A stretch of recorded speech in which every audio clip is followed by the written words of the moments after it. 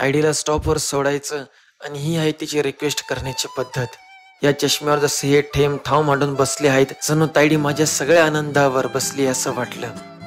हिला लवकर एसटी मध्ये बसून दिलं आणि आता कुठे मला स्वातंत्र्य जाणवायला लागलं. घरी आलो आणि जेवायला घेतलं. या चोपळ्याला पावसापासून वाचवण्याचा जुगाड केला आणि एका पॉलिशीटने कव्हर केलं. नाईट करून आलो होतो, मग एक मोठी अशी झोप घेतली. संध्याकाळी 6ला उठलो आणि थोडं कामाला लागलो.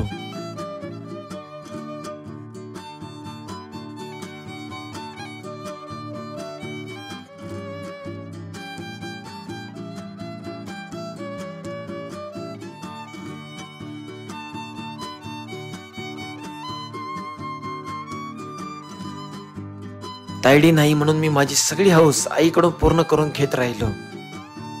आई बापांच्या आळंदीला जाण्याची लगबग सुरू होती आणि कुणालाच न विचारता मी एकटाच हवऱ्यासारखं खात राहिलो.